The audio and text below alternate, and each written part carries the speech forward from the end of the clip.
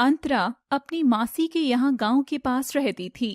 अंतरा बहुत शांत और सीधी सी लड़की थी। अंतरा, ओ अंतरा, कहाँ है तू? देख, मैं तेरे लिए शिव जी का प्रसाद लेकर आई हूँ। अंतरा दौड़ी दौड़ी आती है। उसकी पायल की आवाज पूरे घर में गूंजती है। आई मासी। और अंतरा मासी के पास आती है और चप्पल उतारने लगती है। अरे अरे, ये क्या कर रही है? मासी, पता है ना, ये प्रसाद मेरे शिवजी का आशीर्वाद है और इसे मैं चप्पल पहने हुए कैसे ले सकती हूँ? हाँ बिटिया, मगर ये तो मंदिर में करते हैं ना। हाँ, तो आप हो ना मेरा मंदिर। शिवजी मेरे भगवान और ये रहा इनका प्रसाद। बदमाश, बातों में फंसाना तो कोई तुझसे सीखे। कहाँ चली गई थी तू? मुझे लगा तू मंदिर गई होगी। अंतरा मासी को कुछ फूल देती है। अरे वाह, इतने सुंदर फूल मेरे लिए? नहीं, पड़ोस की काकी के लिए हैं। अरे मेरी भोली मासी, इतनी सुबह से पास के खंडर से ये फूल लेने गई थी तो आपके लिए ही लाई होंगी ना। मासी ये सुनकर घबरा जाती है और फूल उसके हाथ से गिर जाते हैं। क्या तू उस खंडर के पास फिर से गई थी? मैंने तुझे मना किया है ना अंतरा कि वहां नहीं जाना, पर फिर भी तू मेरी बात क्यों नहीं मानती है? पर मासी क्यों? आखिर इतने सालों के बाद भी आप मुझे वहां क्यों नहीं जाने देते हो? बस कोई बहस नहीं। अगर तूने मेरी बात नहीं मानी तो मैं तेरा ब्याह करा दूंगी और फिर चली जाना तू मुझसे दूर किसी लड़के के साथ। अंतरा रोने लगती है। आई एम सॉरी मासी, ऐसे मत बोलो। मैं फिर कभी वहां नहीं जाऊंगी, मगर मुझे खुद से दूर मत करना। आपके सिवा मेरा इस दुनिया में है ही कौन? माँ बाबा के बाद आप ही मेरी दुनिया हो। और मासी अंतरा को गले लगाती है। अच्छा चल, मैं तेरे लिए खीर बनाऊंगी, तू बाजार से कुछ सामान लेकर आ जा। और अंतरा बाजार जाती है। तभी अंतरा को उसकी कुछ सहेलियां वहां नजर आती हैं। अंतरा उनके साथ बाजार जाने लगती है। तभी एक लड़की की आवाज आती है। चोर चोर, पकड़ो पकड़ो, इसने मेरा पर्स चुराया है। और लड़का चोर के पीछे भागता है। तभी अंतरा की नजर चोर पर पड़ती है और वो अपना थैला उसके मुंह पर मारती है और चोर नीचे गिर जाता है। लड़का आता है और चोर से उसका पर्स छीन लेता है और उसकी नजर अंतरा के गुलाबी होठों पर पड़ती है और फिर वो अंतरा के सितारों वाले झुमके देखता है। लड़का अंतरा को देखता, मगर उससे पहले ही उसके सामने एक गाड़ी गुजरती है और अंतरा वहां से गायब हो जाती है। लड़का इधर उधर देखता है, मगर अंतरा उसे कहीं नजर नहीं आती। न जाने कौन थी वो लड़की। जब भीड़ में से किसी ने चोर को नहीं पकड़ा तो उस बहादुर ने मेरी मदद की। और लड़का भी बाजार की ओर निकल जाता है। आज मासी मेरे ब्याह की बात कर रही थी। ब्याह? बता ना, लड़का कौन है? मजाक नहीं, मेरी जिंदगी का मकसद शादी ब्याह नहीं है। मुझे तो बस वह चीज ही सुकून दे सकती है। और उसकी आंखों में गुस्सा आ जाता है। तभी वो लड़का एक दुकान पर खड़ा था और उसकी नजर दुकान पर टंगे शीशे पर पड़ती है। शीशे में अंतरा का झुमका तेज रोशनी मार रहा था। तभी वह देखता है वही चोर अंतरा की ओर चाकू लेकर उसे मारने आ रहा है और वो दौड़ता हुआ अंतरा को अपनी ओर धकेल लेता है, जिससे अंतरा लड़के के ऊपर गिर जाती है। लड़का उसके होठों को देखता है, फिर अपने हाथों से उसके बालों को कानों के पीछे करता है तो उसमें वही झुमके देखकर खुश होता है। कितनी सुंदर है लड़की।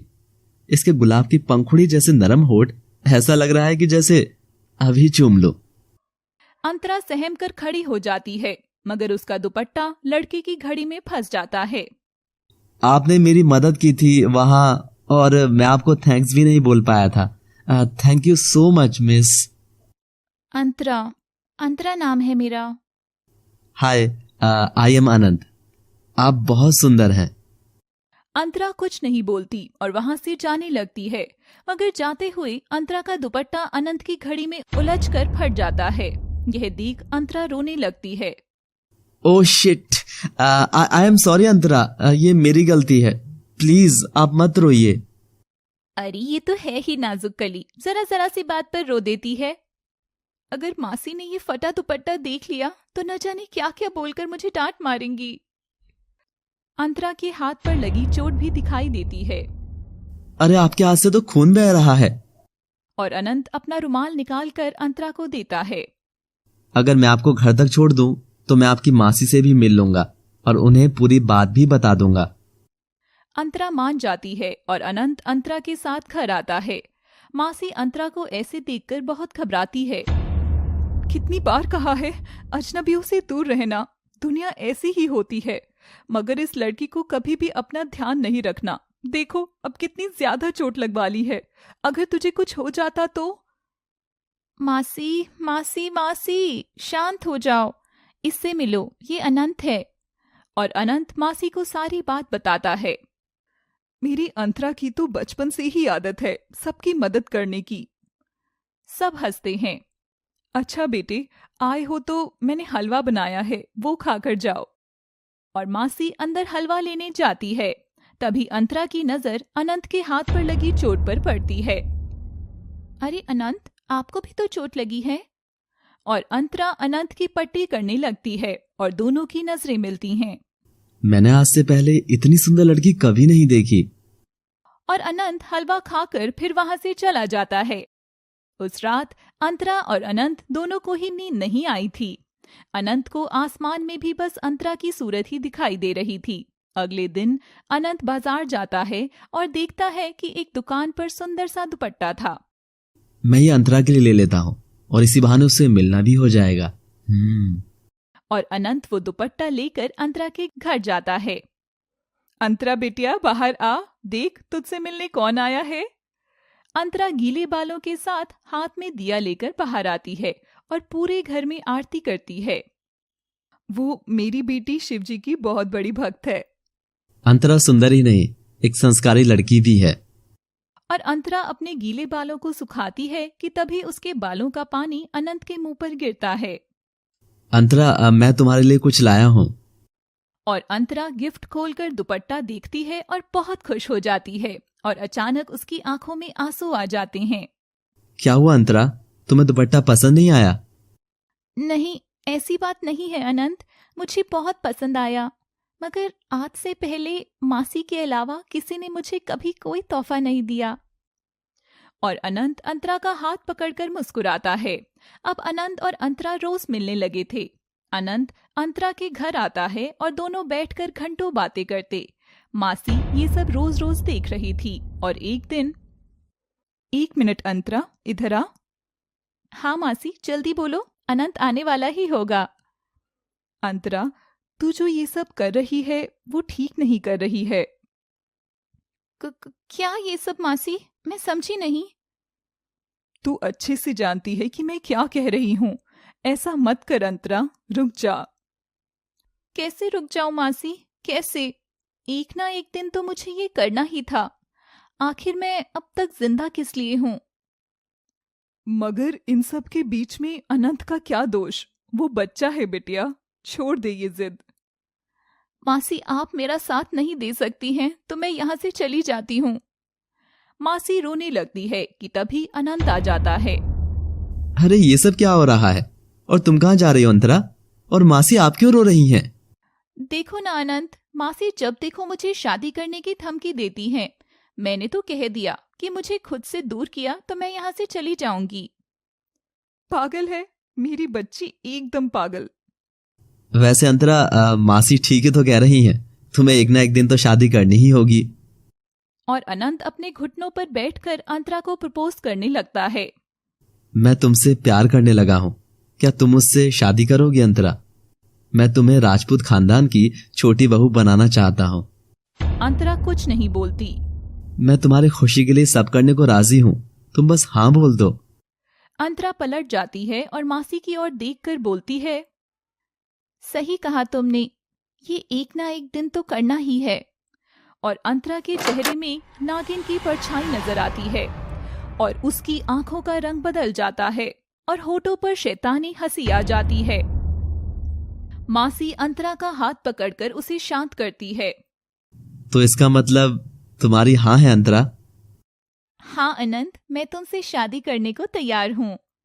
अनंत खुशी से अंतरा को गोद में उठाकर घूमता है। मैं जानती हूँ अनंत बहुत अच्छा लड़का है, मगर मैं डरती हूँ अंतरा कि तेरे अंदर जो आग है कहीं वो तेरी खुशियों को ही ना जला दे। तभी अंतरा बोलती है, मगर अनंत, मेरी एक शर्त है। कैसी शर्त? मेरी कुंडली में दोष है। अगर मेरी शादी परसों अमावस्या से पहले नहीं हुई तो 10 सालों तक वो दोष नहीं हटेगा। पर इतनी जल्दी मैं मेरे परिवार को यहाँ कैसे बुलाऊंगा? अब तुम्हें सोचना है कि क्या करना है। अनंत चिंता में वहां से निकल जाता है और अपने पापा शेखर को फोन करता है। पापा, मासा कहाँ है? मुझे उनसे एक जरूरी बात करनी है। और अनंत अपनी दादी मासा को सारी बात बताता है और मासा अनंत की शादी के लिए मान जाती हैं। शेखर, हमें कल गांव निकलना होगा। ये तूने क्या किया अंतरा? अब अनंत के घर वाले तेरे लिए कभी हाँ नहीं करेंगे। वो मना तब करेंगे ना मासी, जब वो यहाँ पहुंचेंगे। उससे पहले तो मैं अनंत से शादी कर चुकी होंगी।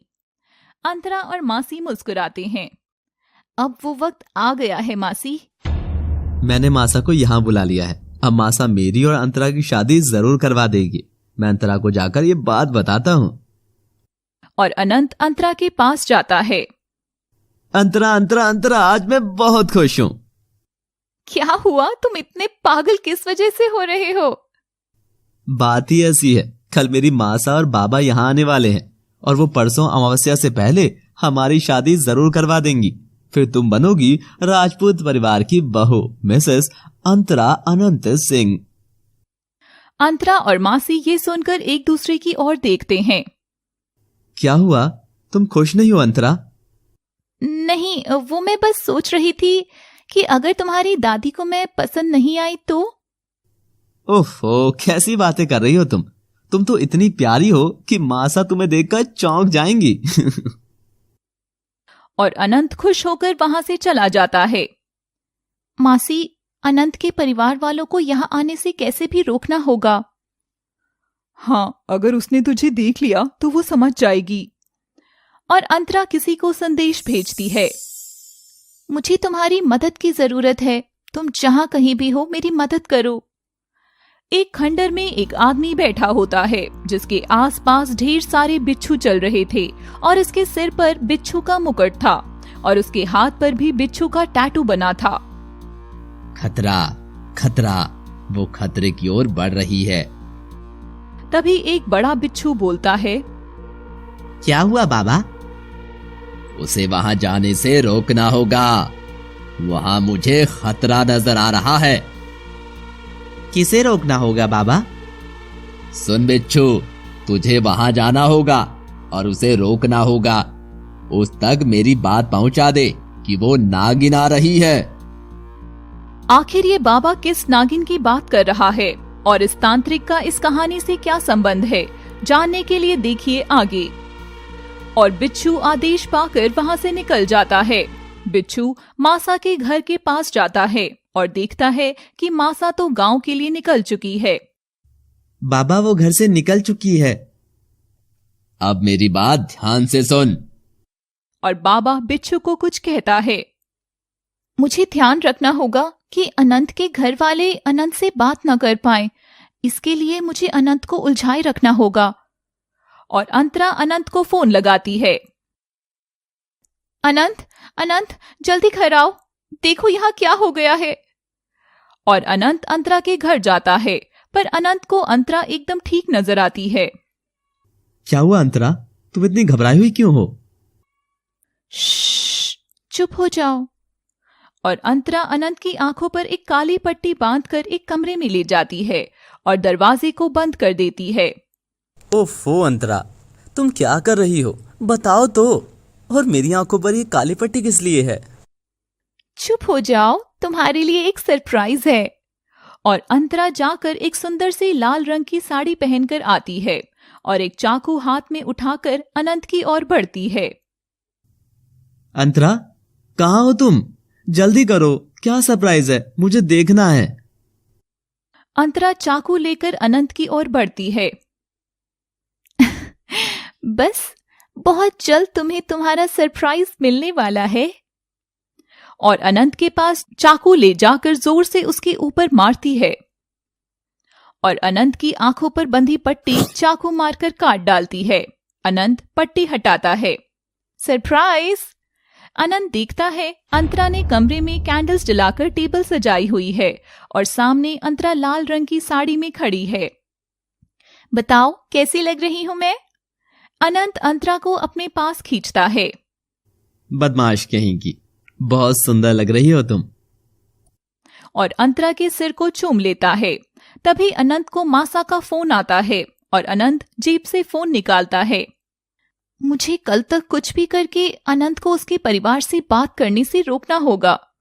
ओहो अनंत, आज तो फोन पर मत लगो। और अंतरा अनंत का फोन कमरे से बाहर फेंक देती है। देखो अनंत, आज मासी भी घर नहीं है, सिर्फ मैं और तुम है यहाँ, एकदम अकेले। अंतरा, आज क्या हो गया तुम्हें? और अंतरा अनंत साथ में खाना खाने लगते हैं। शाम ढल चुकी है, मुझे जल्द से जल्द वहां पहुंचकर उन्हें आने वाले खतरे के बारे में बताना होगा। और बिच्छू चलते चलते मासा की गाड़ी के पास पहुंच जाता है। अरे ये तो उसी की गाड़ी है, मुझे इसे रोककर सावधान करना होगा। और बिच्छू जैसे ही मासा के पास जाने वाला था तभी वहां एक नागिन आ जाती है और बिच्छू के सामने खड़ी हो जाती है। कौन हो तुम और मेरा रास्ता क्यों रोक रही हो? हट जाओ सामने से। मगर नागिन बिना कुछ बोले ही बिच्छू पर वार करने लगती है और उसे मार डालती है।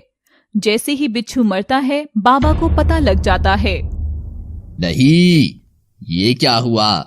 समय हाथ से निकलता जा रहा है। और बाबा इस बार एक अधिक बड़े बिच्छू को मासा की ओर भेजता है और वो नागिन एक संदेश भेजती है। जैसा तुमने कहा था मैंने वैसा ही किया, मगर वो अभी भी गांव की ओर बढ़ती जा रही है। और उसकी बात का अंतरा जवाब देती है। अंतरा अनंत से गले लगे हुई थी। अब तुम जानती हो तुम्हें क्या करना है। और अंतरा की आंखें नागिन जैसी हो जाती हैं और अंतरा अनंत को अपनी बातों में ही व्यस्त रखती है। ये अनंत फोन क्यों नहीं उठा रहा है? पता नहीं मासा, मैं भी कब से उसका फोन ट्राई कर रहा हूँ। और ऐसे ही अगली सुबह हो जाती है। मासी बाहर से घर आती है और देखती है कि अंतरा और अनंत घर में सो रहे थे। अनंत सोफे पर था। कितने प्यारे लग रहे हैं मेरे बच्चे। हे शिव जी, मेरी बच्ची की खुशियों को यूं ही बनाए रखना। और अंतरा जाग जाती है। अरे सुबह हो गई, बस कुछ घंटों का और इंतजार और फिर मैं अपनी जीत की ओर अपना पहला कदम उठा दूंगी। और अनंत भी जाग जाता है। अनंत, तुम्हारे परिवार वाले कब आएंगे? तुम्हें याद है ना, हमें आज अमावस्या से पहले शादी करना जरूरी है, वरना तुम मुझे भूल जाना। नहीं अंतरा, ऐसा मत बोलो, मासा बस पहुंचने ही वाली होंगी।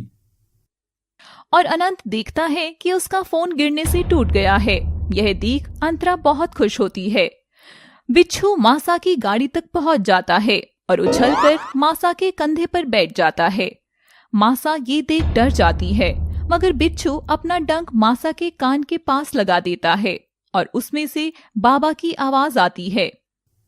तुम अगर ये सुन रही हो तो जान लो, तुम्हारे परिवार पर बहुत बड़ा खतरा मंडरा रहा है। अगर तुम उस खतरे से बचना चाहती हो तो तुम्हें उस लड़के को शादी करने से कैसे भी रोकना होगा। ये सुनते ही मासा घबरा जाती हैं। शेखर, गाड़ी जल्दी चलाओ, हमें जल्द से जल्द अनंत के पास जाना होगा। मगर माँ, क्या हुआ? आप इतनी घबराई क्यों हो? कुछ मत पूछो और जल्दी गाड़ी चलाओ, मुझे अनंत को ये शादी करने से रोकना होगा। पर क्यों माँ? अनंत ने तो बताया था कि लड़की बहुत अच्छी और सुशील है। हाँ, वो हम जाकर देख लेंगे। ऐसे मेरे बच्चे को किसी अनजान के साथ शादी कैसे करने दे सकती हूँ। और शेखर गाड़ी तेज चलाता है। नागिन दूर खड़ी देख रही थी। हाँ, यही सही मौका है। और नागिन एक छोटी बच्ची का रूप ले लेती है और मासा की गाड़ी के सामने आ जाती है, जिससे टक्कर लगने से उस बच्ची को खूब चोट लगती है। लड़की का एक्सीडेंट होता देख गांव वाले मासा की गाड़ी को रोक लेते हैं और शेखर और मासा को गाड़ी से उतार देते हैं। अरे देखो देखो, इन दोनों ने इस मासूम सी जान को मार डाला। अब इन्हें कहीं मत जाने दो, इन्हें सबक सिखाएंगे हम लोग। और गांव वाले मासा और शेखर को वहीं रोक लेते हैं। जमीन पर पड़ी नागिन एक संदेश भेजती है। तुम्हारा काम हो गया है, मैंने इन दोनों को यहाँ उलझा दिया है। बहुत बहुत शुक्रिया तुम्हारा, मैं तुम्हारा यह एहसान नहीं भूलूंगी। और वो आवाज अंतरा की थी। अंतरा जोर से हंसती है। मासी, हम अपने मकसद के बहुत करीब हैं। अब मुझे उस चीज को पाने से कोई नहीं रोक सकता। अंतरा अनंत को मंदिर बुलाती है। अनंत, दिन ढलने को है। ना तुम्हारे परिवार का पता है और ना ही तुम्हारी शादी वाले वादे का। अगर तुम्हें मुझसे शादी नहीं करनी तो मैं किसी काले कुत्ते से ही शादी कर लेती हूँ। और अंतरा रोने लगती है। अनंत अंतरा के आंसू पोंछता है। मासा और बाबा नहीं आ रहे तो क्या हुआ, मुझे तुम बहुत पसंद हो और मैं अपनी सारी जिंदगी सिर्फ तुम्हारे साथ गुजारना चाहता हूँ।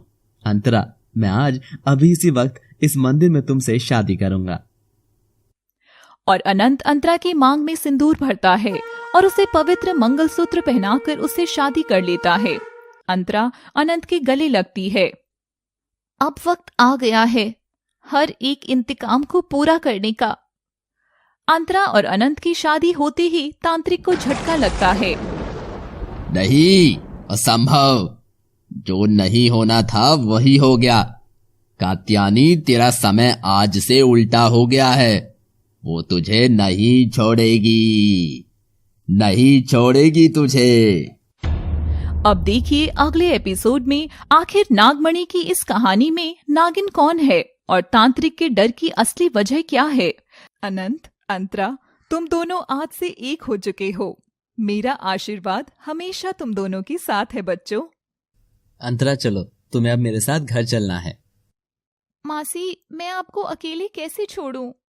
और अंतरा रोते हुए मासी से विदा ले लेती है और अनंत अंतरा को लेकर घर की ओर रवाना होता है।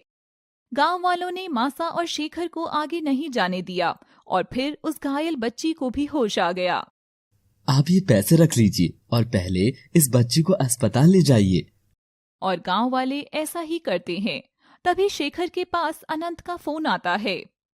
अनंत, कहाँ हो तुम? मैं कब से तुम्हारा फोन ट्राई कर रहा था। पापा, मैं तो घर के लिए रवाना हो चुका हूँ, आप दोनों भी घर पहुँचिए। और शेखर और मासा भी वापस घर की ओर मुड़ जाते हैं। ये कैसी अनहोनी होने वाली है, कहीं मेरे परिवार को कोई खतरा तो नहीं। अंतरा गाड़ी में अनंत के साथ थी और खिड़की के बाहर देख रही थी। अनंत, गाड़ी रोको जल्दी। अनंत गाड़ी रोक देता है। क्या हुआ अंतरा? मुझे उस खंडर में जाना है।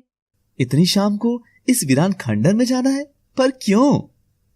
अनंत, मेरा पूरा बचपन इसी गांव में बीता है। ये खंडर भी मेरे बचपन की यादों में बसा है। जाने से पहले मैं इसे देखना चाहती हूँ। अच्छा बाबा, तुम मत रो, मैं भी तुम्हारे साथ चलता हूँ। नहीं, तुम यहीं गाड़ी में बैठे रहो। मैं यूं गई और यूं आई। और हाँ, बाहर मत निकलना, यहाँ खतरा भी हो सकता है। और अंतरा खंडर में जाती है और सामने बने शिवलिंग के सामने खड़ी हो जाती है। हे शिवजी, आज आखिर आपने मुझ में जल रही सालों की आग को रास्ता दिखा ही दिया। अब मुझे आशीर्वाद दें कि मैं इस आग से मेरे दुश्मनों का घर जला के राख कर दूं। और तभी खंडर के अंदर चारों तरफ ढेर सारे सांप आ जाते हैं और सारे एक जगह आकर अंतरा के सामने झुक जाते हैं। तभी एक नागिन आगे आती है और उसी छोटी बच्ची का रूप ले लेती है और फिर लड़की के रूप में आ जाती है। आज जो तुमने किया, मैं उसका एहसान कैसे चुकाऊं शिखा? कैसी बात कर रही हो अंतरा तुम? क्या वो केवल तुम्हारा अकेले का परिवार था? क्या तुम्हारे माँ बाबा हमारे कुछ नहीं लगते थे? और ये सुनकर अंतरा शिखा को रोते हुए गले लगा लेती है। तुम चिंता मत करो शिखा, मुझे सब याद है, सबके चेहरे और उनकी वो शैतानी हंसी। बहुत जल्द वही चेहरे मेरे सामने रोएंगे। और अंतरा वहां से बाहर आने लगती है कि तभी अनंत उसे देखकर कार से बाहर आने लगता है। अनंत जैसे ही बाहर आता है, एक बड़ा सांप अनंत के सामने खड़ा हो जाता है और अनंत की ओर फन मारने लगता है। तभी अंतरा भागकर सांप को हाथ से पकड़कर दूर फेंक देती है और अपनी लाल आंखें दिखाकर डराकर भेज देती है। अनंत यह देखकर चौंक गया। अंतरा, ये क्या? तुमने सांप को ऐसे ही हाथ से पकड़ कर फेंक दिया? अगर वो तुम्हें कुछ कर लेता तो? ऐसे कैसे कर लेता? ये सब मेरे दोस्त हैं, और तुम्हें कुछ हो जाता तो? मैं मेरे पति को बचाने के लिए सांप तो क्या नागिन से भी भिड़ जाऊं। अनंत अंतरा की बात सुनकर हंसता है। अच्छा चलो, घर चलना है, सुबह तक हमें घर पहुंचना है। और उधर मासा घर पहुंच जाती हैं और घर में घुसते ही अपने कमरे में जाकर दरवाजा बंद कर लेती हैं। इन्हें क्या हुआ जी? ये बिना कुछ बोले ही कमरे में चली गई। पता नहीं क्या हुआ। और अगली सुबह अनंत और अंतरा भी घर पहुंच जाते हैं। अनंत अंतरा को गेस्ट रूम में रोक देता है। अंतरा, तुम यहीं रुको, मैं पहले घर वालों से बात कर लेता हूँ। और सुलोचना मासा को भी बाहर बुला लाती हैं। मेरा बच्चा, कैसा है तू? शेखर, मैं जानती थी हमारा बच्चा बिना हमारी इजाजत के कोई कदम नहीं उठाएगा। देखो, अकेला ही है। वो मासा, मैंने शादी कर ली है। ये सुनते ही सब चौंक जाते हैं। हाँ, सत्यानाश, आखिर इसने कर ही ली शादी। मासा, एक बार लड़की से मिल तो लेते हैं। और मासा भी मान जाती हैं। वो गेस्ट रूम में है। और अनंत जाकर अंतरा को तैयार होकर बैठ जाने के लिए कहता है। सब लोग गेस्ट रूम जाते हैं और बारी बारी से अंतरा का घूंघट उठाकर शक्ल देखते हैं। भाई, एक बात तो कहनी होगी, आखिर अनंत ने लड़की तो चांद जैसी पसंद की है। एकदम ठीक कहा। क्यों सुलोचना, कैसी लगी तुम्हें बहू? सुलोचना मुस्कुरा देती है। मासा, आप नहीं देखोगी अपनी छोटी बहू का चेहरा? और मासा अंतरा की ओर बढ़ती हैं। अंतरा घूंघट में से मासा के बढ़ते कदम देख रही थी। जैसे जैसे मासा के कदम अंतरा की ओर आ रहे थे, अंतरा अपने फ्लैशबैक में जा रही थी। 12 साल पहले छोटी लड़की भागती हुई खंडर में आती है और देखती है कि खंडर में एक आदमी और औरत का घायल शरीर पड़ा हुआ है और अंतरा के आंसू गिरने लग जाते हैं। नहीं अंतरा, ये वक्त नहीं है कमजोर पड़ने का। और मासा अंतरा के पास आकर उसका घूंघट उठाती हैं और अंतरा को देखती हैं। अंतरा को देखकर मासा के चेहरे से पसीने गिरने लग जाते हैं और मासा घबराकर पीछे हट जाती हैं। अंतरा अपने चेहरे पर नागिन की परछाई ले आती है।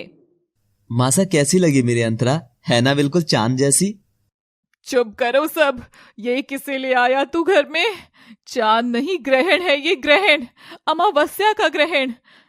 और मासा गुस्से से अपने कमरे में चली जाती हैं। सब ये सुनकर हैरान हैं। अनंत अंतरा को संभालता है और सब वहां से चले जाते हैं और संजीव भी मासा के पीछे पीछे जाता है। मासा, क्या हुआ आपको? संजीव, उस लड़की में कुछ तो गलत है, मैं महसूस कर सकती हूँ। तू तेरे छोटे भाई शेखर को समझा, उस लड़की को यहाँ से बाहर फेंक। पर मासा, वो तो अनंत की पत्नी है ना? पत्नी नहीं बेवकूफ, वो हम सबका काल बनकर आई है।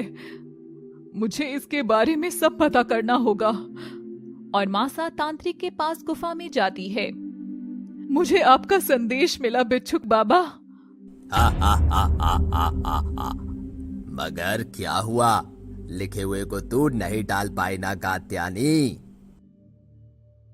बाबा, क्या बरसों बाद भी उस नागिन का प्रकोप हमारे परिवार से हटा नहीं गुरुदेव। अगर उस नागिन से जीतना है तो उसे उसके ही जाल में फंसाना होगा कात्यायनी, उसके ही जाल में फंसाना होगा। वो कैसे बाबा? उसकी कमजोरी के बारे में पता कर और फिर कुचल दे उसका फन, कुचल दे। और मासा वहां से वापस घर की ओर आती हैं। तभी रास्ते में अंतरा मासा को मिलती है और मासा के पांव छूती है। मासा ये देख हड़बड़ा जाती हैं। क्या हुआ मासा? मुझे आशीर्वाद दीजिए कि मैं एक अच्छी बेटी होने का फर्ज अदा करूं। हाँ हाँ, खुश रहो। और अपने दुश्मनों का काम तमाम कर दूं, कात्यायनी। ये सुनकर मासा चौंक जाती है और पलटकर देखती है, उसके सामने नागिन खड़ी थी। अंतरा को अपने असली रूप में देखकर मासा घबरा गई थी। आखिर हम मिल ही गए कात्यायनी। क्या चाहिए तुम्हें और मेरे बेटे के पीछे क्यों पड़ी हो? तेरा पोता तो सिर्फ मेरे इस घर तक पहुंचने की चाबी था, सिर्फ चाबी। उस दिन गांव में जब मैंने उसे पहली बार देखा था। अंतरा की नजर अनंत की ओर बढ़ती है। अनंत शहर का लड़का था तो अलग ही नजर आ रहा था। तभी अंतरा देखती है कि अनंत फोन पर अपने चाचा ब्रिजेश से बात कर रहा था। ब्रिजेश, ये तो वही नाम है, कहीं ये उन्हीं में से तो एक नहीं? और फिर एक चोर अनंत का पर्स चुराकर भागता है। मैंने मौका पाकर अनंत के पर्स में लगी उसके परिवार की तस्वीर देख ली थी और फिर मुझे पूरा विश्वास हो गया कि मेरा बदला मेरे सामने ही खड़ा था। मगर उस बेचारे को मारकर मैं तुम सबको कैसे सबक सिखाती? तो फिर मैंने एक योजना बनाई। मैंने ही उस चोर को मुझे मारने के लिए पैसे दिए थे और सारा जाल ऐसा बिछाया कि अनंत मुझसे प्यार करने लगे। और फिर देख कात्यायनी, कल तक तो जिससे भागती आ रही थी, आज वही तेरा काल बनकर तेरे सामने खड़ी है। अंतरा की बातें सुनकर कात्यायनी जोर से हंसती है।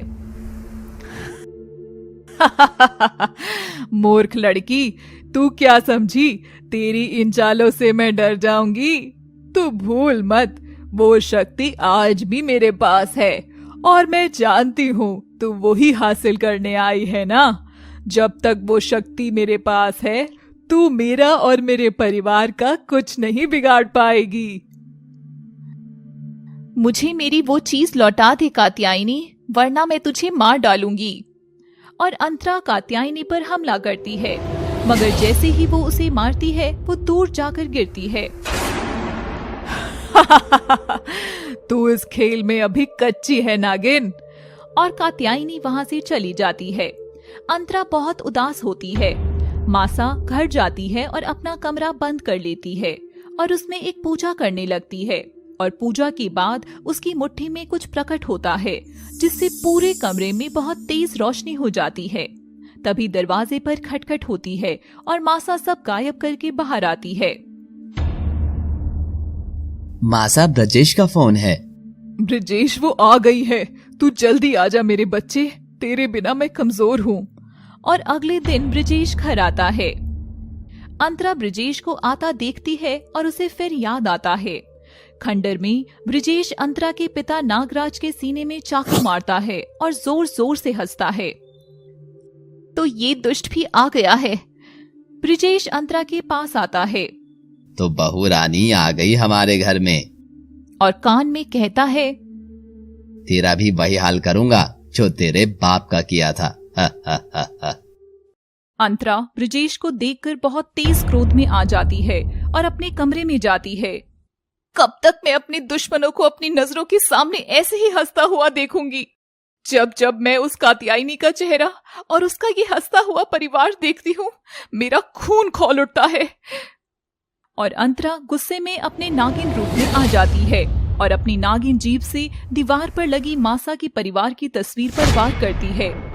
खत्म कर दूंगी, एक एक को खत्म कर दूंगी। और जैसे ही अंतरा पलटकर देखती है, सामने शेखर खड़ा होता है। शेखर को देखते ही अंतरा घबराकर अपने मानव रूप में आ जाती है। बाबा, आप वो आपने जो अभी देखा, वो बस तुम एक नागिन हो? मासा सही कह रही थी कि तुम हमारे परिवार को चोट पहुंचाना चाहती हो। मैं अभी जाकर अनंत को सब बताता हूँ। तभी अंतरा को उस दिन की घटना याद आती है। उस दिन खंडर में शेखर भी वहां था। शेखर खंडर में खड़ा होकर आवाज लगाता है, संजीत भैया, ब्रजेश, कहाँ हो तुम दोनों? फर्श पर घायल पड़ी नागिन के पास खड़े शेखर की तस्वीर अंतरा को नजर आती है। मुझे इस शेखर को अनंत को सब कुछ बताने से रोकना होगा। वैसे भी इसका समय अब खत्म हो चुका है। और शेखर जैसे ही बाहर जाता है, अंतरा शेखर पर हमला कर देती है और शेखर सीढ़ियों से गिरता हुआ नीचे आ जाता है। शेखर को बहुत गहरी चोटें लगती हैं और उसके सिर से खून निकलने लगता है। अंतरा नीचे देखने आती है कि शेखर मरा या नहीं। तभी वो देखती है कि बाकी लोग भी वहां आ जाते हैं। पापा जी, क्या हो गया आपको? आंखें खोलिए। अंतरा, ये सब कैसे हुआ? पता नहीं आनंद, शायद इनका पांव सीढ़ियों से फिसल गया होगा। और अनंत शेखर को कमरे में ही सुला देता है और डॉक्टर को बुला लाता है। डॉक्टर साहब, मेरा बच्चा ठीक तो हो जाएगा ना? देखिए, हम कुछ कह नहीं सकते, अभी इनका होश में आना जरूरी है। सब लोग उदास होते हैं पर अंतरा बहुत खुश होती है। तभी कात्यायनी अंतरा को घूर कर देखती है और अंतरा समय को वहीं रोक देती है। तूने बहुत गलत किया नागिन। क्यों? आज तेरे एक बेटे को चोट लगी तो तुझे दर्द हुआ, और तेरे बेटों ने तो मुझे अनाथ कर दिया था, उसका क्या? पर नागिन, मैं तुझे तेरे मकसद में कामयाब नहीं होने दूंगी। तू रोकेगी मुझे? भूल मत, तू एक मामूली इंसान है जिसके पास वो नागमणि है। ये सुनते ही अंतरा चुप हो जाती है। अभी भी समय है कात्यायनी, वो नागमणि मुझे दे दे और मैं तेरे परिवार को छोड़ दूंगी। तू उस नागमणि तक कभी नहीं पहुंच पाएगी नागिन। और अंतरा गुस्से से बाहर चली जाती है और सब नॉर्मल हो जाते हैं। अंतरा अनंत से, अनंत, मुझे मासी के पास जाना है। पर इतनी जल्दी क्यों? अनंत, यहाँ मेरा मन नहीं लग रहा और मासी भी वहाँ अकेले होगी। ठीक है, मैं कल तुम्हें वहां छोड़ आता हूँ। नहीं अनंत, तुम पापा के पास रहो, मैं खुद ही चली जाऊंगी। और अंतरा वहां से चली जाती है। कात्यायनी तांत्रिक बिच्छू के पास जाती है। आज उस नागिन ने मेरे बेटे को चोट पहुंचाई है। उसके घर में होने से मेरे परिवार पर हर दम खतरा मंडराता रहता है बाबा। तुम फिक्र मत करो, मैं तुम्हें एक पवित्र राख देता हूँ। तुम उस राख से घर के चारों ओर एक घेरा बना देना, जिससे वो नागिन तुम्हारे घर में प्रवेश नहीं कर पाएगी। और कात्यायनी वो पवित्र राख ले जाकर घर के चारों ओर एक घेरा बना देती है। अब देखती हूँ वो नागिन कैसे मेरे परिवार में घुसती है। अंतरा खंडर में जाकर शिखा को आवाज लगाती है। शिखा, कहाँ हो तुम? इधर आओ मेरी बहन। और शिखा वहां आ जाती है। हाँ अंतरा, तुम इतनी बेचैन क्यों हो? शिखा, मैं कमजोर पड़ रही हूँ। जब तक कात्यायनी के पास नागमणि है, हम उसका कुछ नहीं बिगाड़ सकते। तो अंतरा, अब क्या करना होगा? शिखा, मुझे एक महायज्ञ करना होगा जिसमें समय लगेगा। तब तक तुम्हें मेरा काम करना होगा। और अंतरा शिखा को कुछ कहती है और थोड़ी देर बाद अंतरा खंडर से निकलकर वापस अनंत के घर के बाहर आ जाती है। और अंतरा एक संदेश भेजती है। मैं अनंत के घर पर आ गई हूँ अंतरा, और जैसा तुमने कहा था मैं ठीक वैसे ही तुम्हारा रूप ले लिया है।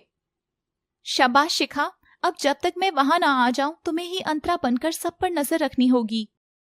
और शिखा अंतरा के रूप में घर के अंदर प्रवेश करने लगती है, मगर जैसे ही वो अपना पांव दहलीज पर रखती है उसे जोर का झटका लगता है और शिखा दूर जाकर गिरती है।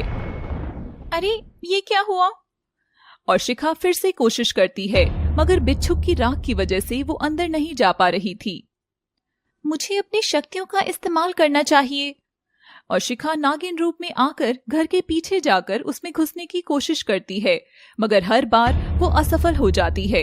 तभी शिखा को घर के चारों ओर बिखरी वो राख नजर आती है और शिखा थक कर अंतरा से बात करती है और उसे पूरी बात बताती है। हे शिव शंभु, ये क्या हो रहा है? लगता है कात्यायनी ने जरूर कोई चाल चली है। तभी अंतरा को याद आता है कि इसी खंडर में उसकी मरती हुई माँ ने शिखा का हाथ अंतरा के हाथ में देते हुए कहा था, अंतरा मेरी बच्ची, आज से तू ही शिखा की माँ है, तुझे ही इसकी रक्षा करनी होगी। नहीं, हमें ऐसे हार नहीं माननी चाहिए शिखा। और अंतरा हाथ जोड़कर शेषनाग को याद करती है और शेषनाग प्रकट हो जाते हैं। शेषनाग, हमारी मदद करो, मंजिल के इतने पास आकर मैं यूं हार नहीं सकती हूँ। और शेषनाग शिखा के पास जाते हैं और अपने मुंह से जोर से फूंक मारते हैं, जिससे तेज हवा से सारी राख उड़ जाती है। शिखा शेषनाग को शुक्रिया कहती है और शेषनाग वहां से चले जाते हैं और शिखा वापस अंतरा का रूप लेकर घर के अंदर चली जाती है। आज वो नागिन घर में नहीं है। कितना अच्छा लग रहा है। अब मुझे जल्द से जल्द उसको ठिकाने लगाना होगा। और तभी मासा की नजर अनंत पर पड़ती है और वो चौंक जाती है कि सामने अनंत अंतरा से बात कर रहा था। ये क्या? ये अंदर कैसे आ गई? और वो गुस्से में वहां से चली जाती हैं। अंतरा, तुम इतनी जल्दी वापस कैसे आ गई? वो मैं मुझे लगा कि शायद मेरी यहाँ ज्यादा जरूरत है, इसलिए। पर अनंत को अंतरा कुछ अजीब लगती है। रात में शिखा सबके सोने के बाद चुपचाप उठती है और संजीव के कमरे में जाकर नागमणि ढूंढती है, मगर उसे वहाँ कुछ नहीं मिलता। और फिर वो कात्यायनी के कमरे में जाकर नागमणि ढूंढती है। कैसे आराम से सो रही है। तेरे बच्चों ने मुझे और मेरी बहन अंतरा को अनाथ कर दिया और सब कैसे आराम से सो रहे हैं।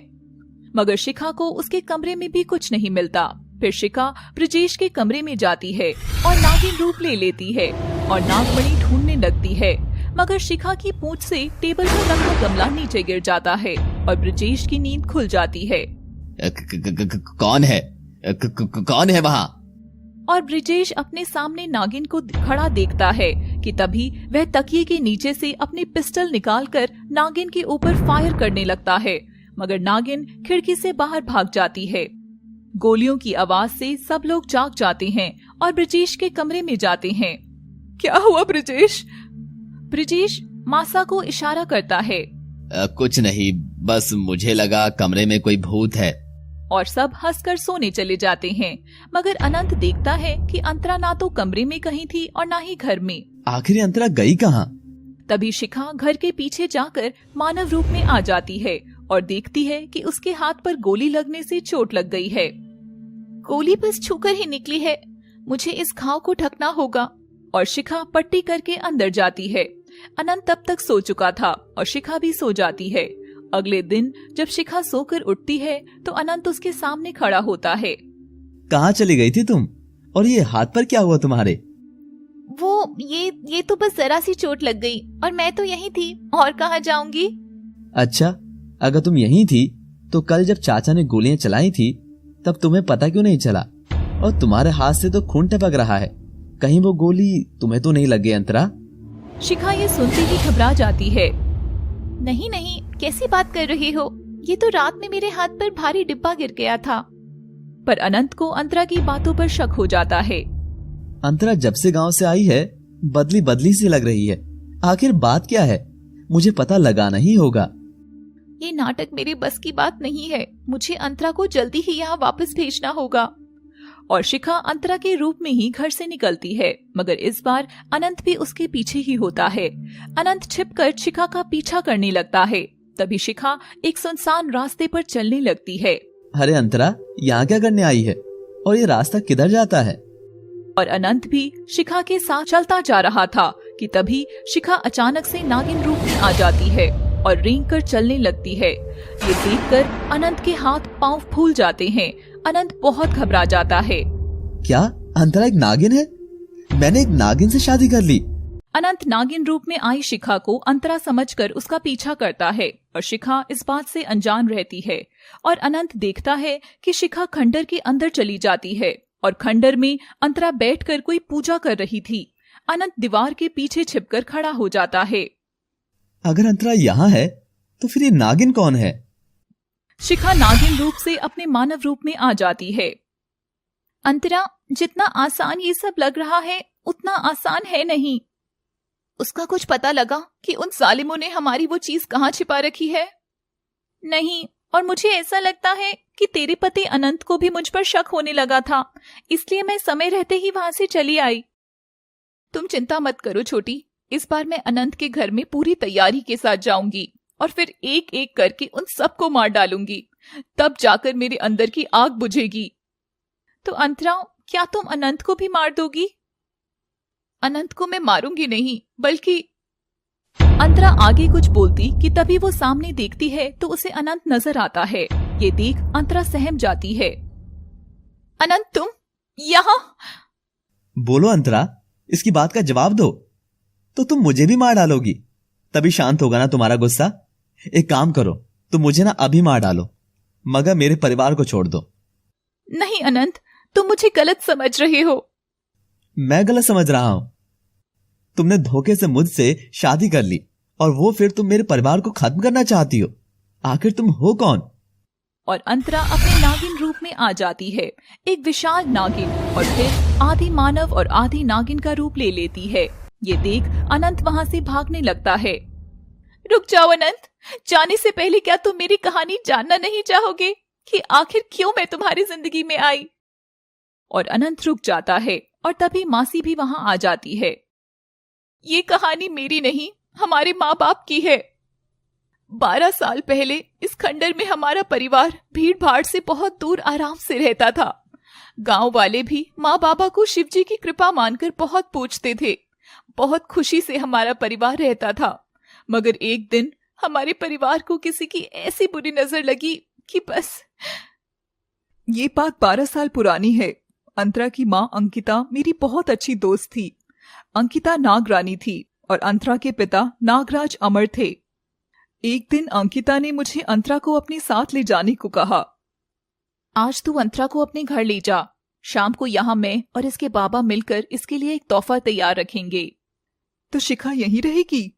हाँ, शिखा अभी छोटी है, वो मेरे बिना नहीं रह सकती। और मासी अंतरा को अपने साथ ले जाती है। अनंत बेटा, शायद वही मेरी गलती थी जो मैंने उस दिन उन दोनों को वहां अकेला छोड़ दिया। क्यों, क्या हुआ था उस दिन मासी? बताइए ना। उस दिन गांव में 3 लड़के आए थे। गांव में संजीव, शेखर और ब्रजेश आते हैं। ब्रजेश, तू हमें यहाँ क्यों लाया है? और ये तो बहुत ही छोटा और गंदा गांव है। चल वापस चल। 1 मिनट रुको भैया, मैंने पता किया है कि यहाँ खंडर में नाग नागिन का एक परिवार रहता है। हाँ तो रहते हैं, तो हमें उससे क्या? चलो यहां से चलते हैं। 1 मिनट, मेरी बात तो सुनो। आप दोनों मेरी बात सुनो। बस एक बार खंडर चलकर नाग नागिन को देख लेते हैं और फिर देखकर वापस चले आएंगे। और तीनों भाई खंडर जाकर देखते हैं कि खंडर में अंकिता और अमर थे। अरे ये तो इंसान है। बस छोटे, देख लिया ना, अब चलो यहां से। ओहो, जब यहां तक आ ही गए हैं तो थोड़ी देर रुकते हैं ना। और तीनों वहीं खड़े रहते हैं। आज शाम को जब अंतरा आएगी तो हम हमारी शक्तियां उसे सौंप देंगे। हाँ अंकिता, हमारी बच्ची बड़ी हो रही है, अब उसे ही इस नागमणि का रक्षक बनना होगा। अमर नागमणि हाथ में लेता है। उसे देख ब्रजेश की आंखों में चमक आ जाती है। अमर और अंकिता एक दूसरे के गले लगते हैं और कभी नाग रूप में आते हैं तो कभी मानव रूप में। बस ब्रजेश, देख लिया तुमने नाग नागिन को। अब चलो यहां से, इससे पहले कि उन्हें पता लगे। इतनी दूर आने के बाद कैसे खाली हाथ लौट जाऊं? अब तो ये नागमणि मैं हासिल करके ही मानूंगा। तुम सही कह रहे हो, नागमणि अगर हमारी हो जाएगी तो हम सबसे ताकतवर बन जाएंगे। और तभी ब्रजेश अपनी पिस्टल निकालकर बाहर आता है और अमर के हाथ पर गोली चलाता है। गोली लगने से अमर के हाथ से नागमणि दूर जाकर गिरती है और ये देख नागराज नागरानी अत्यधिक क्रोध में आ जाते हैं। तुम इंसान इतना लालच में आ चुके हो कि तुम यहां तक आ गए।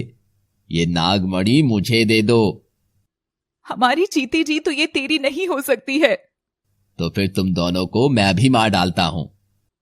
और ब्रजेश अपनी पिस्टल से नाग नागिन पर ढेरों गोलियां चलाता है, मगर नाग नागिन उसके हर वार से बच जाते हैं और अमर ब्रजेश को अपनी पूंछ में लपेट लेता है। तभी ब्रजेश अपनी जेब से चाकू निकालकर अमर पर खूब सारे वार करता है और अमर तड़पता हुआ ब्रजेश को छोड़ देता है। तभी ये देखकर अंकिता ब्रजेश पर हमला करने के लिए आती है, मगर संजीव भी उस पर चाकू से वार करने लगता है। हा हा हा हा हा, मूर्ख नाग नागिन हो तुम दोनों। और तभी ब्रजेश नागमणि उठा लेता है और जाने से पहले अंकिता के सीने में चाकू से एक और वार करके जाता है। तभी ब्रजेश को वहां मासी की आवाज आती है और नागमणि उठाकर सब लोग वहां से चले जाते हैं, मगर जाने से पहले ब्रजेश अमर के शरीर में भी आग लगा देता है। मासी और अंतरा अंदर आते हैं और अंकिता का शरीर खून से लथपथ पड़ा देखते हैं और देखते हैं कि अमर का शव पूरी तरह जल चुका था। अंकिता, अंकिता, ये सब क्या हो गया? ये कैसा तोहफा दे दिया तुमने अंतरा को। अंतरा अब तुम्हारी अमानत है और अब तुम्हें ही इसकी मां बनकर रहना होगा। अंकिता अंतरा को अपनी आंखों में देखने के लिए कहती है और जैसे ही अंतरा अंकिता की आंखों में देखती है, अंकिता उसे सारी यादें दे देती है। अंतरा, यही है वो जालिम लोग, इनकी तस्वीर अब तुम्हारे जहन में कैद हो चुकी है। हमारा बदला अब तुझे लेना होगा मेरी बच्ची। अंकिता, शिखा कहाँ है?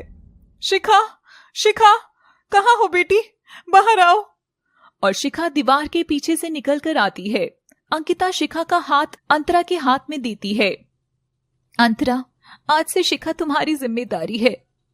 और अंकिता प्राण त्याग देती है।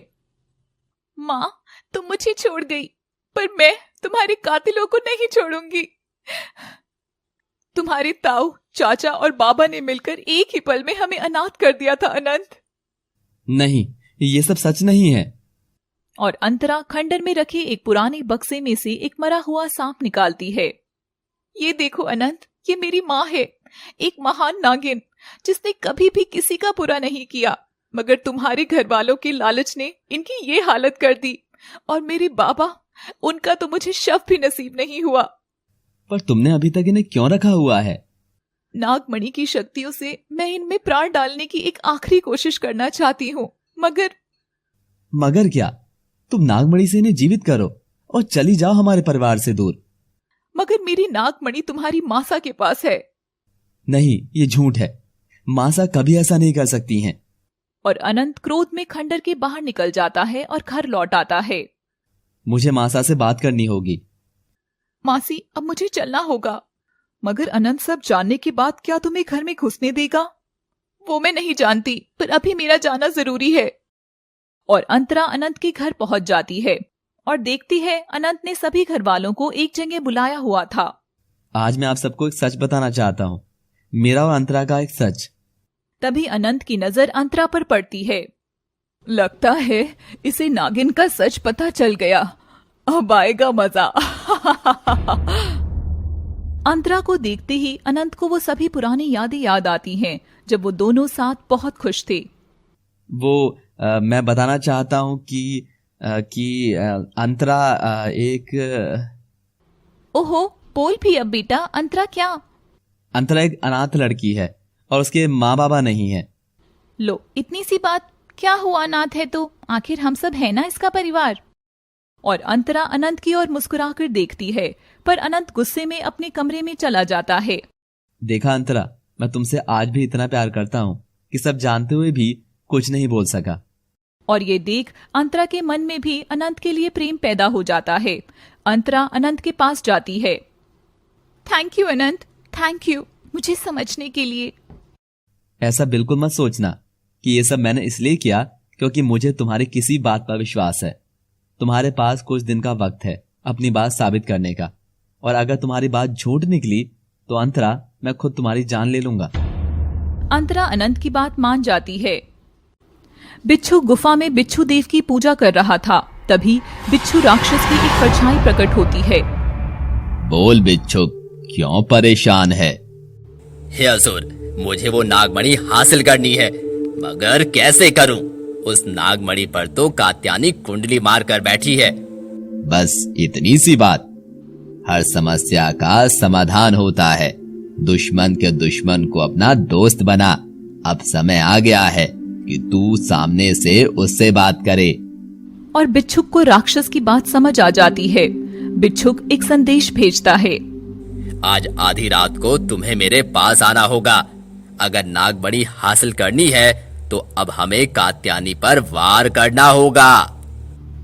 और एक आदमी की परछाई आधी रात को बिच्छुक की गुफा में प्रवेश करती है। तू जानता है अब तुझे क्या करना है? हाँ, मैं जानता हूँ, और उस नागमणि को हासिल करने के लिए मैं किसी को भी रास्ते से हटा सकता हूँ, मासा को भी। और वो आदमी और कोई नहीं बल्कि कात्यायनी का छोटा बेटा ब्रिजेश था।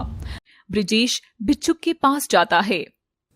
अपनी माँ से वो नागमणि कैसे लेनी है, इस बारे में कुछ सोचा है तुमने? वो बुढ़िया उस नागमणि को हमेशा अपने सीने से लगाए रखती है, पर अब मुझे कैसे भी उसे हासिल करना होगा। और मुझे भी। कितने पापड़ बेले थे उस तक पहुंचने के लिए हमने। ये रहा उस गांव का नक्शा जिसे मैं सालों से तलाश कर रहा था। जाओ, जाकर ले आओ वो नागमणि उस नाग नागिन से। फिर हम इस दुनिया पर राज करेंगे। राज। हा हा हा हा हा हा। हाँ बाबा, आपकी ही वजह से मुझे उस नागमणि का पता चल पाया था। अब आगे क्या करना है? हमें कोई ऐसी तरकीब लगानी होगी कि वो बुढ़िया हमें वो मणि खुद ही दे दे। बजेश, तुम कात्यायनी को यहाँ लेकर आओ और फिर इस पवित्र राख को उसके चारों ओर बिखेर कर तुम उसे इस घेरे में कैद कर देना। इससे वो हमारा कुछ नहीं बिगाड़ पाएगी। उसके बाद बस उस नागिन को यहाँ लेकर आना है। उस नागिन को क्यों? ब्रजेश, तुम नहीं जानते। उस नागमणि की शक्तियां तभी सक्रिय होंगी जब उसका असली रक्षक उसे अपनी जीभ से छुएगा। ठीक है, मैं मासा को बहाने से यहाँ लाता हूँ। अंतरा, अब हमें आगे क्या करना होगा? छोटी, अब जो करना है मुझी को करना है। तुम मासी के पास जाओ। और अंतरा अपने कमरे में आती है। वहां अनंत भी बैठा था। अंतरा अनंत के पास से जाने लगती है कि तभी उसका पांव फिसल जाता है और वो अनंत की गोद में जाकर गिरती है। अनंत और अंतरा की नजरें मिलती हैं। यकीन नहीं होता क्या अनंत? कि तुमने अपने मतलब के लिए मेरे प्यार का फायदा उठाया। और मैं भी इतना बेवकूफ था कि तुम्हारे उस नाटक को सच मान बैठा। तभी अंतरा अनंत के गालों को सहलाती है। नहीं अनंत, ऐसी बात नहीं है। और अनंत खड़ा हो जाता है। मैंने नाटक नहीं किया था। मैं सच में तुमसे प्रेम करने लगी हूँ। तुम इन जालिमों जैसे नहीं हो। बस अंतरा, मेरे परिवार के बारे में एक शब्द भी मत बोलना। अभी तक तुमने तुम्हारा सच साबित नहीं किया है। और अनंत गुस्से में बाहर चला जाता है। अंतरा अनंत की बातों की वजह से रोने लगती है। ये समय कमजोर पड़ने का नहीं है। मुझे कात्यायनी से वो मणि हासिल कर अपनी माँ को जिंदा करना है। ब्रिजेश कात्यायनी के पास जाता है।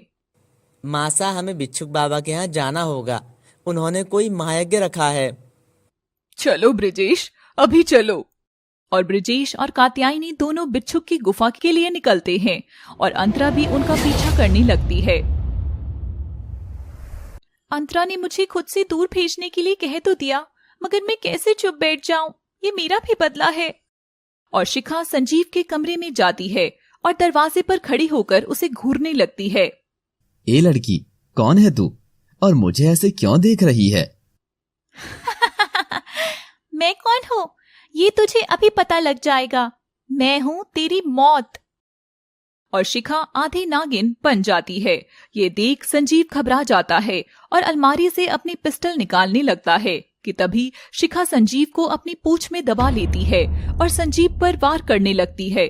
संजीव का शरीर एकदम नीला पड़ जाता है और तभी संजीव की पत्नी कमरे में घुसती है और शिखा की पूंछ में संजीव की लाश देखकर जोर से चीखती है और बेहोश हो जाती है। शिखा तुरंत ही नागिन रूप लेकर वहां से भाग जाती है और फिर अपनी मासी को संदेश भेजती है।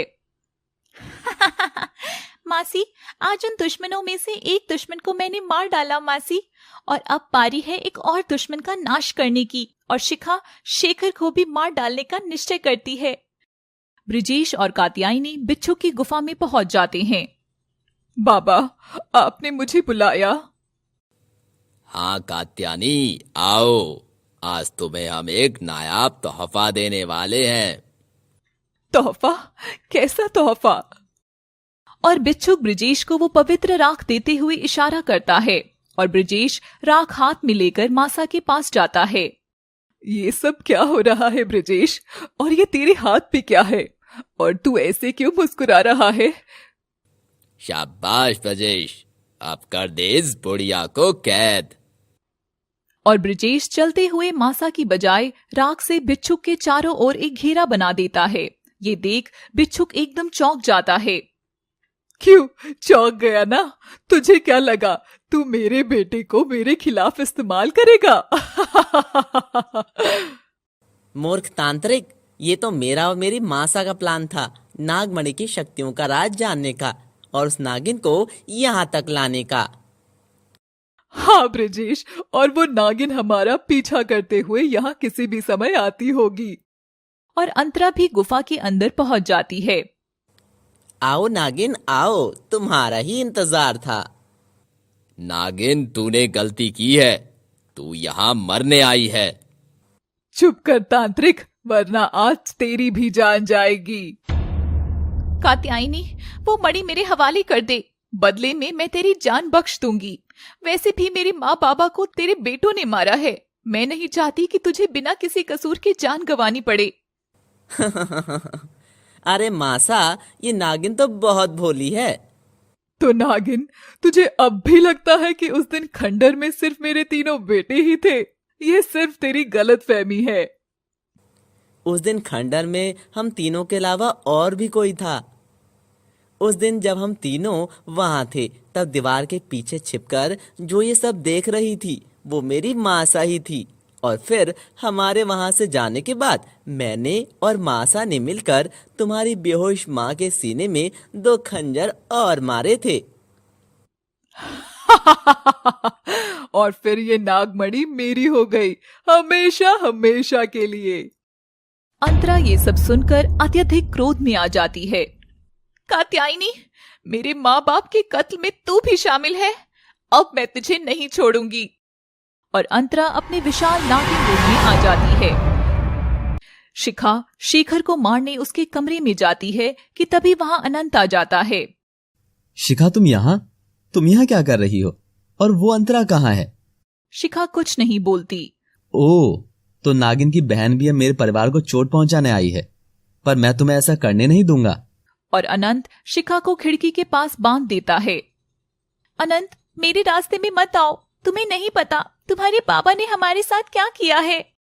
और दूसरी ओर उधर गुफा में नागिन के ऊपर ब्रिजेश वो पवित्र राख फेंकता है, जिससे अंतरा को दर्द होता है और उसके मुंह से निकलता है, शिखा, अंतरा, मेरी बहन। क्या हुआ अंतरा को? शिखा, बोलो। अनंत, अंतरा बहुत परेशानी में है।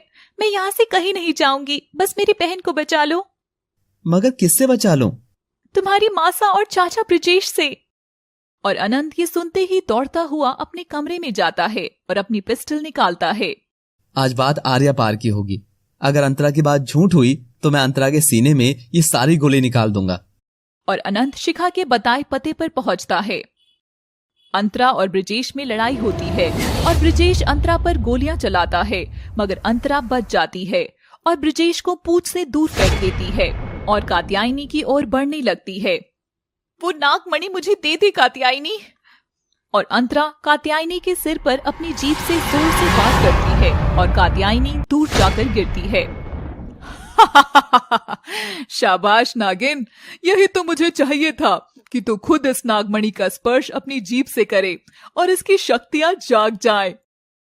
अंतरा कुछ समझती नहीं है और फिर ब्रिजेश भी हंसने लगता है। मूर्ख नागिन, नागमणि मैंने अपने सर में कैद कर रखी थी, जिसे तूने अभी अभी छू लिया है। और कात्यायनी के हाथ में एक चमकती हुई नागमणि प्रकट हो जाती है, जिसे देख अंतरा जैसे ही नागमणि पर झपट्टा मारती है, ब्रिजेश उस पर गोली चलाने लगता है, मगर अंतरा कात्यायनी के हाथ से मणि नीचे गिरा देती है और पूंछ से ब्रिजेश पर वार करती है, जिसकी वजह से गोली बिच्छू को लग जाती है और वो फर्श पर गिर जाता है। गोली की आवाज सुनते ही अनंत भागकर अंदर जाता है। अंतरा खुश होकर नागमणि हाथ में उठाती है। तुम दोनों ने ये अच्छा नहीं किया। इस पवित्र नागमणि को अपने लालच के लिए हासिल करना चाहा। अब इसके बदले में तुम दोनों को मौत मिलेगी।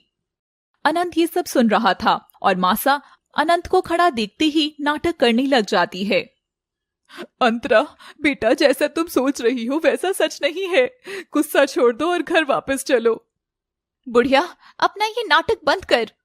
और अंतरा कात्यायनी को अपनी पूंछ में लपेट लेती है। तभी अनंत अंतरा के सामने आ जाता है। अंतरा, मेरी मासा को छोड़ो। अनंत, तुम यहाँ? अनंत, ये मेरे माँ बाबा के कातिल हैं। मैं इन्हें नहीं छोड़ूंगी।